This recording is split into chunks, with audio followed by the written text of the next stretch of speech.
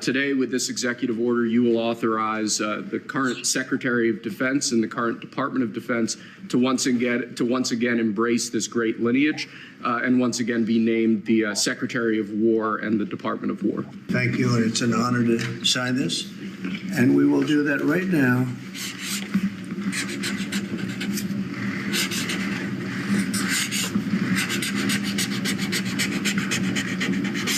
I think that's a big one, I'll be honest. All right, guys, what's going on? Hope everybody's out there staying high speed and motivated and accomplishing their goals, whatever they may be. In today's video, as you just got a preview of, we're going to be talking about the very controversial topic of very recently the name change of the Department of Defense to the Department of War by President Trump. What I want to do in this video is bring to you all the actual facts that I can find in regard to this case, okay?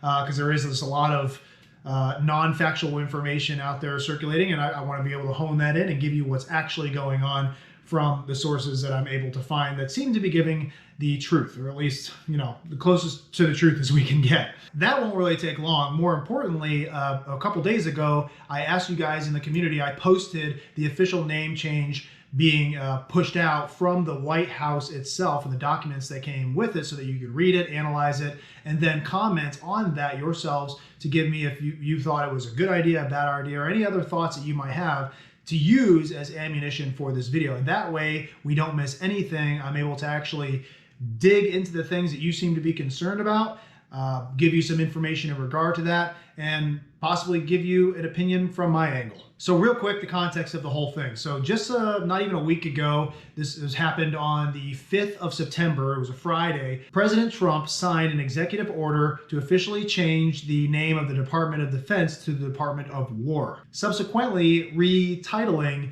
the Secretary of Defense to the Secretary of War, which they all seemed very excited about. Their reasoning for this, the executive branch that is that words mean things, and the word war, Department of War, shows more, it portrays more strength and power of the American armed forces. After winning a war for independence in 1789, George Washington established the War Department, and Henry Knox was his first Secretary of War. And this country won every major war after that, to include World War I and World War II. Total victory, Mr. President, as you said. Then 150 years after that, we changed the name after World War II from the Department of War to the Department of Defense in 1947. And as you pointed out, Mr. President, we haven't won a major war since. And that's not to disparage our warfighters, whether it's the Korean War, the Vietnam War, or our generation of Iraq and Afghanistan. That's to recognize that this name change is not just about renaming, it's about restoring. Words matter. It's restoring, as you've guided us to, Mr. President, restoring the warrior ethos, restoring victory and clarity as an end state, restoring intentionality to the use of force. So at your direction, Mr. President, the War Department is going to fight decisively, not endless conflicts. It's going to fight to win, not to lose. We're going to go on offense, not just on defense. Maximum lethality, not tepid legality. Violent effect, not politically correct. We're going to raise up warriors, not just defenders. So this War Department, Mr. President, just like America, is back. Thank you for your leadership and your clarity. We're going to set the tone for this country. America first, peace through strength, brought to you by the War Department. Now, as far as the legality of this, that's definitely been a question for a lot of people.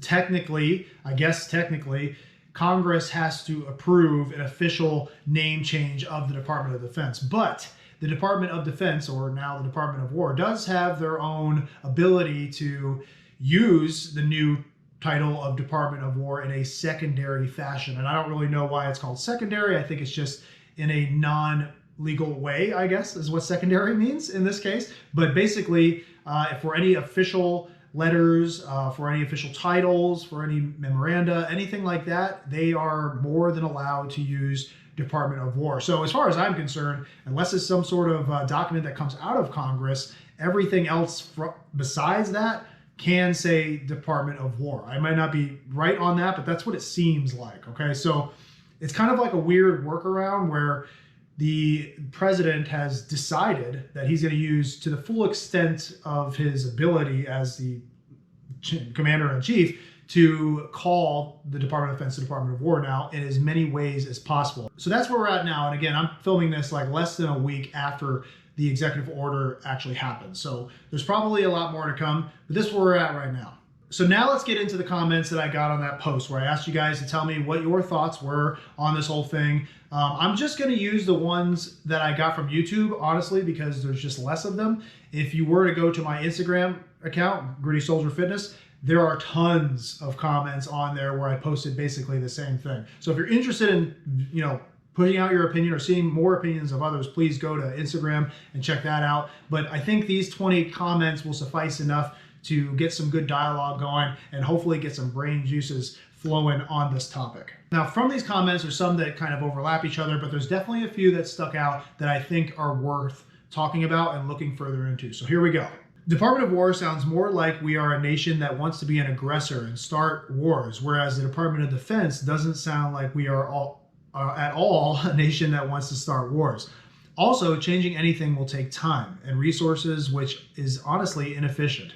The whole point is to cut waste, not create it with these frivolous changes. Now, I totally understand where that comment comes from, and there's a lot of people out there that feel exactly the same way. Did you know, I just read this as I was doing some research, back me up on this, I'm not exactly sure if it's true. It seems like it's true based off the news, right? That the name change of the posts, when that happened during the last administration, that cost over $60 million to accomplish. And that doesn't even include the reversal that we've been going through here recently, putting all the name changes back to the way they were. So that's definitely an interesting point. How much is this actually going to cost? Now, President Trump was confronted by that by the news outlets during that signing, and his answer was this. Do you know how much this rebrand will actually cost? And are there any concerns about, the Pentagon's mission of actually cutting back on spending? Yeah, but not a lot. We know how to rebrand without having to go crazy. We don't have to recarve a mountain or anything. We're going to be doing it not in the most expensive. We're going to start changing the stationery as it comes due and lots of things like that. We're not going to be doing things like have been done in the past when they changed the name of forts that shouldn't have been changed. Those names of the fort should not have been changed, at least for the most part. And as you know, many of them have been changed back. I think he might be undercutting it a little bit. There will definitely be some signage that will have to change eventually. I don't know how many signs out there, like physical signs out there, actually say Department of Defense on them. You know what I mean? Post signs is a lot different, right? Because you have road signs, you have post signs, all that sorts of stuff. The signage would be different. You even had like banks named after the posts that would have to change things, right? So it was more than just the post name change itself. It really like affected the economy in that local area in a way. But in this case, Department of Defense, I don't see it being as much of an effect in that sense. But I do think obviously like memorandums, there's so many memorandums that have changed. So I guess time there as far as a resource goes, and paper and ink, right? But that, that probably isn't too costly. I don't know for sure. But, and then, nameplates, things like that. I think it will be cheaper, than what we experienced with the post name change, but there will definitely be a cost associated to it, right? If any of you have like a more in-depth understanding of what it might cost to do this, please drop that in the comments for us, because that's definitely something to be concerned with, and it's definitely something good to know beforehand, right? So here's another good comment. Unnecessary and pointless. I think the world is familiar with the strength and potential of the American war machine without reverting back to the old title. Besides, the title was created back when conventional warfare was the norm. To add a title, more context as to the time that title was coined, back when militaries lined up and shot at each other, times have changed. Warfare and defense are intertwined. The battlefield is more gray than it ever was. Couldn't agree with you more when you say the battlefield is more gray than it ever was. Honestly, the way multi-domain warfare is now, it's just, there's so much going on. I don't know how an actual, LISCO fight is actually going to go down. There's going to be a lot of mistakes made. I can tell you that much, because it's so complicated. It's extremely gray, right?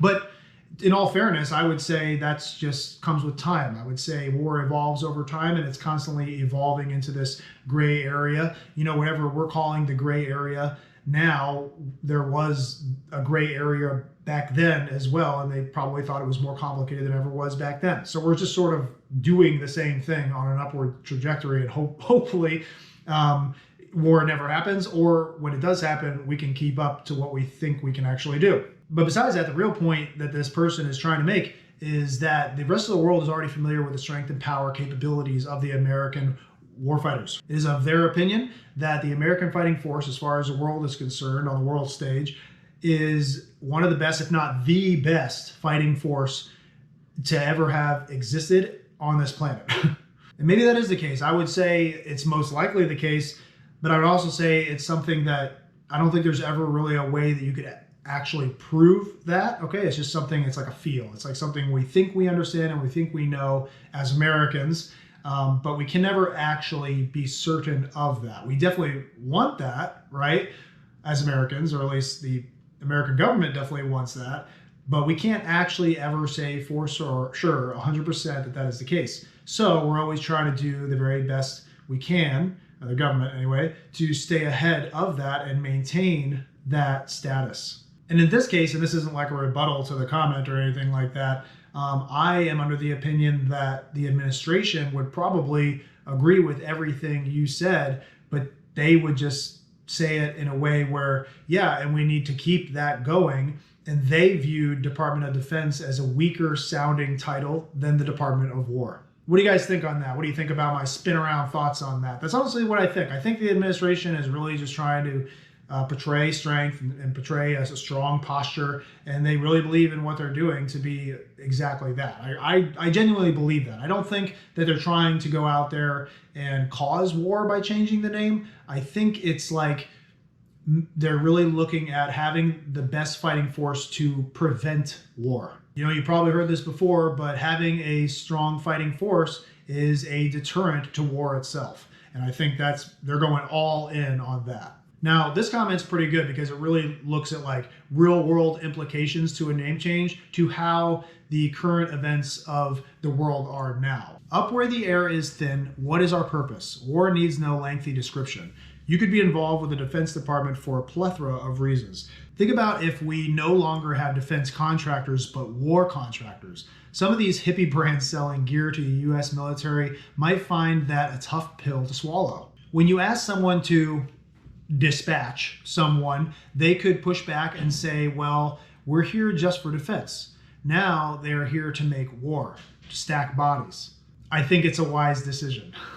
So the way I'm interpreting what this person is saying is that in the past, the Department of Defense has had the ability to kind of construe the reality of certain operations that they've been doing in certain areas, okay? Because they're always there for defense purposes. And just that word itself has a different connotation or a different meaning entirely, right, than war. We're here for war purposes. There's a big difference there, right?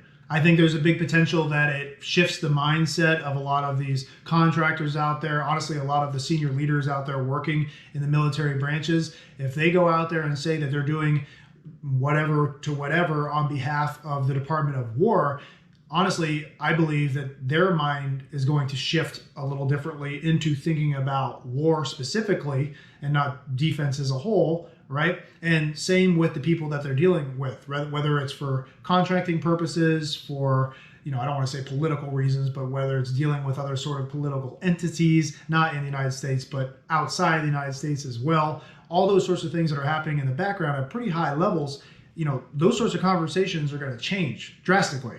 And we're going to finish the video with one more comment, okay? And this comment's pretty simple. Hopefully I can give a simple answer to it. How do you feel about the change? So there's a quote in a very old movie, I guess it's pretty old now, that maybe you've seen. It goes like this. What do I think? It doesn't really matter what I think. And to be real, that is the truth of the matter, all right? I'm not in politics. I have no intention of ever being in politics, and this really isn't something for me personally where I could do anything to impact it whatsoever, whether I felt good about it, bad about it, indifferent. It just doesn't matter, okay? There's people out there that have jobs to do, and titles don't really matter in the long run because it doesn't really affect how well or how not well they're going to do those jobs. I also think this isn't the first time it's happened. It's not going to be the last time it happened. I don't know if it's going to have any major consequences. You know, some of these consequences that some people seem to be so concerned with, I'm not too sure about, you know what I mean? I guess we'll just see, time will tell. I also can totally understand where people are coming from when they say that it's a waste of time, it's a waste of resources, we shouldn't be so caught up in titles. That makes sense to me. But at the same time, words do mean things and words do matter, right? So I don't know, you know, it's a tough one. At the end of the day, it doesn't really matter what I think, but it is absolutely interesting. I think humanity as a whole makes a lot of interesting choices, a lot of interesting decisions, and honestly, it's just kind of interesting to be living through a time where so many of those changes and decisions are being made. We're all living through history right now. Everything that we have such strong opinions with that's happening right now, it's all going to be written down in a history book one day, hopefully, right? And it will either have major implications or it won't. There's not always a clear path ahead. There's not always a 100% answer. And sometimes it just is what it is. And sometimes the best answer for a lot of people out there is to navigate your way through it. If it's something that really isn't going to affect you anyway, don't let it negatively impact your life, because that's just a decision you're making on your own. And most importantly, always make sure, if you're going to have an opinion and you're going to try to push your opinions on others, which is okay, most importantly, make sure you have all your facts in order so that you're not saying something you wouldn't have otherwise said if you knew those facts beforehand. Does that make sense? That's always going to be the most important thing to do. And that's what we tried to do here in this video, just give you the breakdown, give you all the facts we could possibly give you, and give you the base understanding of what's really going on. So therefore, you have the ammunition and the knowledge to make your own decision, your own opinion, and hopefully make a positive difference if you're going to go out there and talk about it. With that being said, I really want to hear about what your thoughts are on this video. I want to hear more about what your thoughts are on this whole situation. Drop everything you got in the comments, because the more information that we have on this channel, the better. Don't forget to like and subscribe if you haven't done so already. It helps out the channel tremendously when you do that. It also allows for more people to see this sort of content that would have otherwise not seen it. Besides that, hope you liked the video. Hope this information was useful to you. Stay motivated, stay dedicated, most importantly, stay gritty, and I will see you on the next one.